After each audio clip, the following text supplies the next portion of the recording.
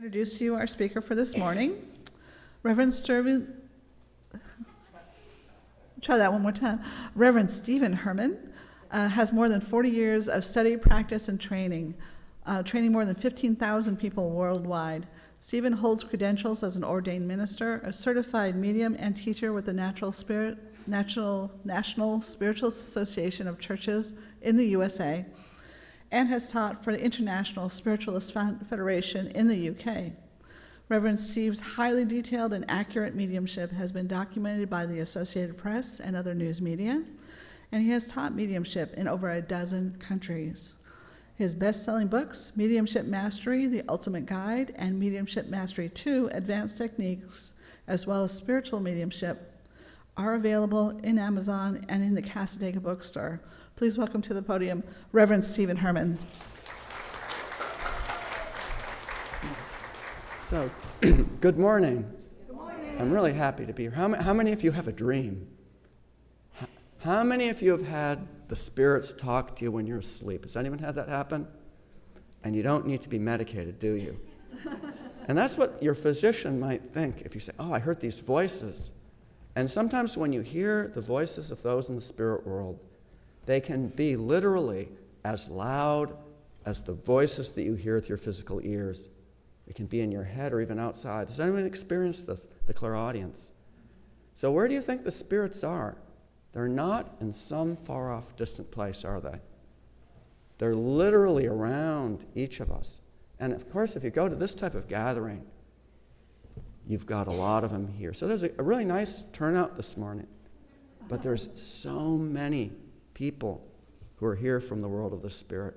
And I can think of going to Cassadaga many, many years ago. I'm not sure if it's 1937 or what the first year when I went here. Of course, if you take formaldehyde, you stay young. But I remember going here. I think I was here for like 8 days, something like that. And I thought, wow, this place is so awesome. And at that time, there's this one woman, and her name was Fran Ellison. Who knows Fran Ellison? She was the association director, like the administrative person in the office. And she was so nice. She went and picked me up, took me over here. And then she says, oh, you should become a member. And I'm still a member. And this place, if you're not a member, you want to join. It's really awesome. Because what you will receive here at this spiritualist camp doesn't really matter what your religious background is, spiritually, what you might practice. It's only going to make you a better Buddhist. It's only going to enhance your devotion within Christianity. Because the principles that what we teach, what we present in spiritualism, are universal. So a lot of religions will talk in theoretical terms that there's life after death. And some scientists, what do they think? Oh, you have life, and it's a combination of chemicals that are somehow combined, and then you've got consciousness. But religions that teach with their theology that there's life after death, they're not necessarily really going to satisfy someone's skepticism. You know, they're just agnostic. They're not really sure what. Even though they might read it in a book, they could be clergy. But when you get into spiritualism, what's very nice about this is you can be completely dubious of the possibility of life after death. And you start going to meetings like this. You start going to sessions with mediums. Who's been to a medium before? And how many of you saw the medium? They levitated up to the ceiling. This type of thing. You experience the phenomena of the spirit. But then the medium is able to bring through information. You might not even have a clue what they're talking about. And then later on, you're speaking to an older relative, and they're able to validate all of the information. Has anyone had this happen? Because you always want to test the medium, and you want to test the spirit world as well. And the spirit world, when they will bring people here, and they'll literally, in a nice way, hit you over the head to make you aware. So they might have a lot of doubts about the afterlife, that the consciousness continues after the destruction of the physical body. And they investigate this. And they might be completely atheistic. Their entire conception of reality will be changed for the better.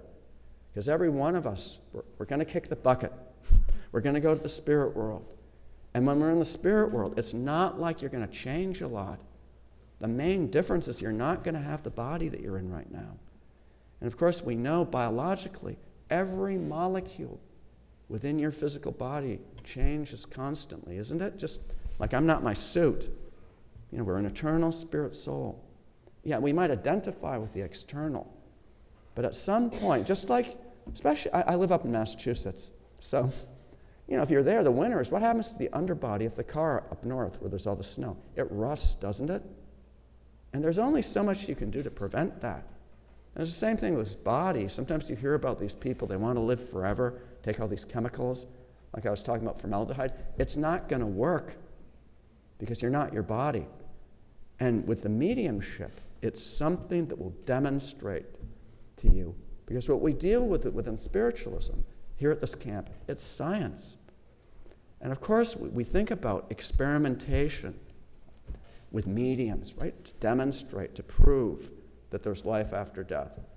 And what you'll find, if you investigate this with an inquisitive, open mind, those loved ones and people connected to you, they're going to make such a strong effort to communicate with you. You know, and they'll come through. I mean, you could be going to some service here, and there's some student medium here in the camp, and they stand up and they work. Maybe they've only done it a few times in public from the platform. And then your grandmother comes through. And that student medium perhaps greatly lacks confidence at this point in their abilities, brings through things relating to your grandmother, details. So this is the way the spirit world will work, because the knowledge that we get at this point, it's going to help us after we make it'll help us now, but it's also going to help us when we pass over into the world of the spirit. And I can guarantee you at some point, if we go ahead 50 years from now, 100 years from now, we're going to be in the world of the spirit, a lot of us. And we're going to still have those relationships with people here. You know, if you have grandkids, they have kids, you're going to still want to help those individuals and influence them. And of course, these spirits are constantly trying to work with people, because everybody has psychic abilities. Everybody has intuitive types of abilities. And, you know, we see that the people who really develop often as mediums, they're individuals. They might work with art or music, things of this type of sort. Are any of you engineers? Just the worst case scenario. Because if you've got this analytical mind, it's that analytical mind that literally can get in the way and block intuitively, telepathically what those in the world of the spirit are communicating to you. And it's the same thing. You go into the world of the spirit. If you've got someone who's really kind of extroverted, they make a really good communicator, right? Because we're dealing with mental communication. So if they have that type of personality and mindset, it's going to be very, very easy for them to come through from the spirit world. And I know over the years I've noticed this often. People who are in the spirit world, I mean, sometimes they're even like performers or musicians. And, you know, they're up on stage, they're used to it. How many of you like Elvis? Elvis Presley. Can you imagine if I channeled Elvis Presley? What would you think? Started moving like him? Now, this is true. One of my friends, her name was Maud Chalfant, and she used to work for the State Department. She actually lived at Watergate. You know, there's apartments there in Washington, D.C. And she's passed over to the spirit world. But she was telling me this. Now, this is after Elvis died, and she was out in Las Vegas doing sessions. She was a medium at the Church of Two Worlds in Washington, D.C., in Georgetown. Who's been to Georgetown? All the cobblestone streets.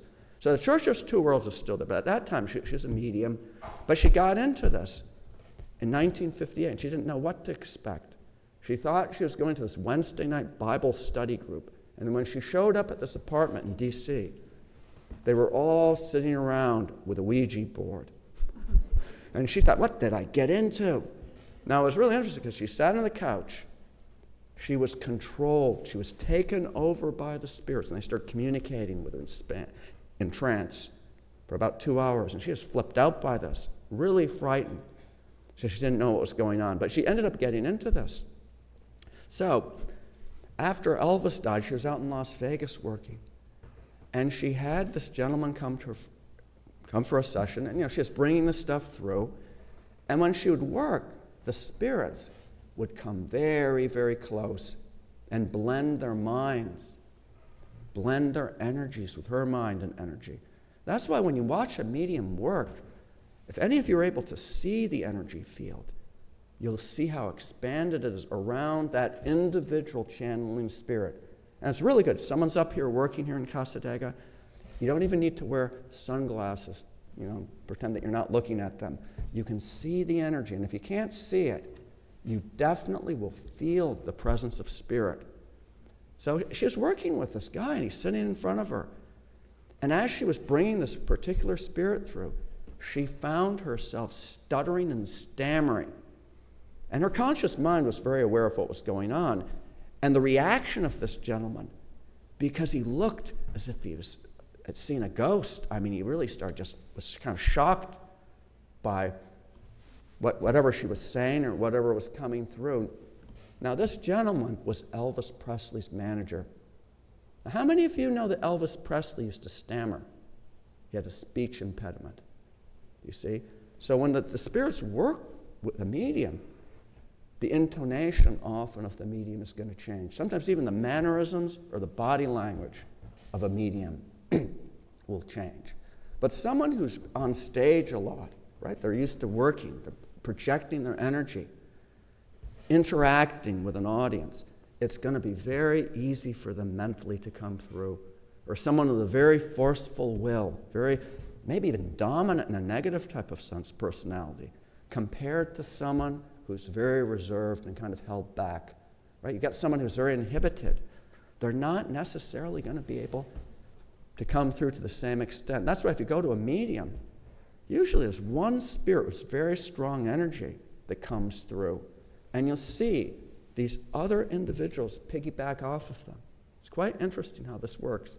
And I know in my own experiences working with this as a medium, you've got someone sitting in front of you, the recipient, and sometimes you can sense in your peripheral vision, clairvoyantly, individuals who are there, who are present. It's like they're watching what's taking place. And they're not related to the recipient of the communications. They're not guides or people who would be working with me, but they're individuals in the spirit world who are watching the process, right? They're observing it. And the reason they're observing is because they're learning how it works, because one of their loved ones is going to go to some medium and they're going to be able to come through. See, what we do in Cassadaga, any medium who's working here, they've been diligently trained, right? They've learned how to discipline their mediumship. It's not like you're just a leaky faucet, right, and you open up to anybody. Does anyone do that here? How many of you walk up to people in shopping malls and give them messages? Has anyone done that? How many of you want to get pepper sprayed? Sometimes you see stuff like this on TV, and I'll tell you, go to some class here in Cassadaga, 101, you're going to learn how to turn it on, how to turn it off, and when to work with it. Because we want to work with reverence, with mediumship. We want to work with the highest and the best, don't we? And of course, we know one of the laws of spirit communication, it's what we put out. We draw in similar energies, similar vibrations. So mediumship, it's not just some type of like technique where I can open up to the spirit world and I can impress people, I can be at the party, at the social function, and tell people what's going to happen, how many kids they're going to have, fortune tell. It's on a really deep type of level. And it's also teamwork. So if you're developing your mediumship, you've got people in the spirit world who are also function as specialists, right? They're specialists with the communication, and they function as intermediaries for anybody who's going to come through. So we think about this type of meeting, and all of you as individuals and as a collective whole bring in a vibration that's around you. And then as a group, we create this collective energy. We raise the vibration. And of course, those in the world of spirit, they use that energy. So in a service like this, in a spiritualist meeting, it's already been planned out who's going to come through. Can you imagine that? And it might not be who you want to hear from. You go to the meeting, I don't like that woman. I remember one time in this is in the UK, in London somewhere, some guy, that's my aunt. Why is she coming through? She's the last person. And it's not always the people. Sometimes the session, the communicator, that session, it's more for that individual in the spirit world to come through. Now, studying this doesn't mean you have to become a medium or work with it necessarily. The big thing is your personal growth. It's your enlightenment. It's your elevation on a soul type of level. And what do we teach in spiritualism when we have these principles? How many of you understand all these principles? When we think about personal responsibility and understanding that no matter how much as individuals we mess up, right? We make mistakes. And I know in my own life I can look back and think, oh my gosh, 10 years ago I did this, or 80 years ago I did that, and you can kind of reflect and say, boy, I wish I'd handled that differently. Well, that's how you learn. Your loved ones in the spirit world, they're people. They've got good qualities. Some of them might not have such good qualities, but as they've gone there, they've gotten in touch with higher teachers and individuals there who work with them. So when they come through, they can see the overall scope of your life.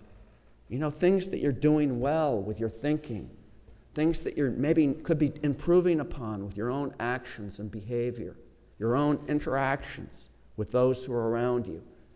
And they carefully, if you're going to go to a medium, figure out what needs to be said. They prioritize the content of any session. And maybe they only have it's like a 15-minute mini reading here at the camp. What are you going to say? What's the most important things?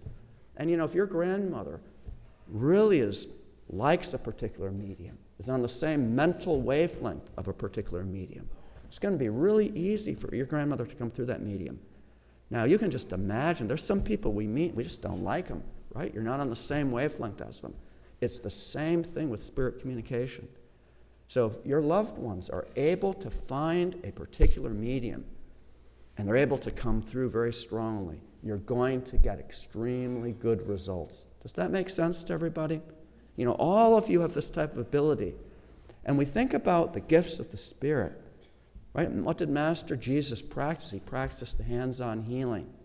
And we think about the power and the light that is able to be transmitted through us, right? From the world of the Spirit. You don't even have to go place your hands on someone. You pray for others. You ask for assistance. The spirit world is around us. Your words have power, but your thoughts also have power. So thinketh a man, that's what he becomes. You have someone, they think all this negative thinking, it's there in their energy field. It's almost like it manifests over a period of time. Sometimes you hear, and there's all these scientific studies, I can think of, going back decades, about the relationship, right, between physical, right, pathological disease and the psychological conditions, emotional conditions of someone, and how our minds affect our bodies. And we know, of course, when we get into the healing, we have this physical body, but we have the subtle, the spirit body. And that energetic, subtle body is like a blueprint for the physical. So, of course, if someone's thoughts are a little bit off, it can create things. It can contribute to conditions that aren't so healthy on a physical type of level. And, of course, as we start to learn how to work with energy, we're going to be able to heal ourselves, but also be able to help those around us. If you're around someone and they're really tuned in to the higher power, you can sense that light that's around them. I remember years ago, I was hitchhiking when I was a kid, and this woman picked me up, and she goes, I gave you a ride because I looked at your aura, and your aura was okay.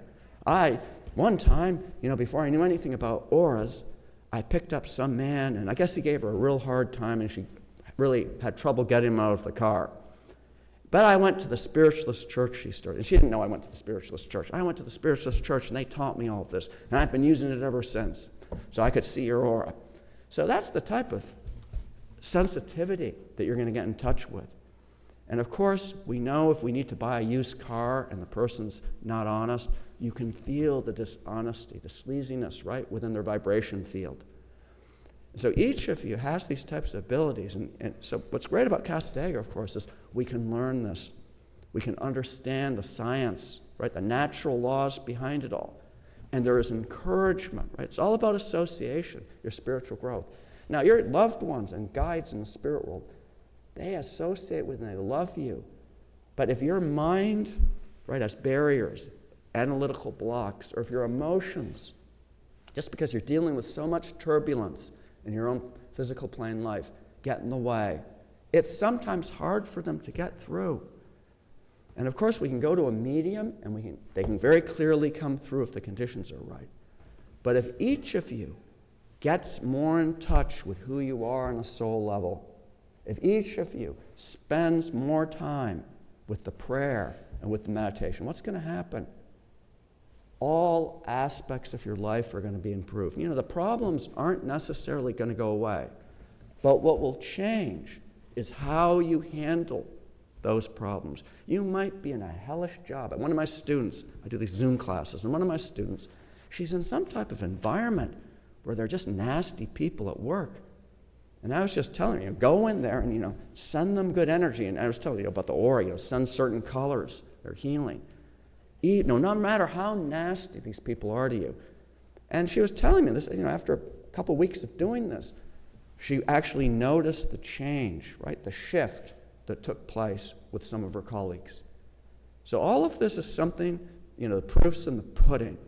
If you put the energy into it, you're going to see the results. We take the steps toward those in the spirit world. They're going to be able to even more so take steps. So this Cassadaga is a really, really, really good place. And I know that some of us 100 years ago might still be here in the sense of coming through. Your loved ones come here. Don't be surprised if you're there on the other side, communicating through the mediums. So may God bless each and every one of you.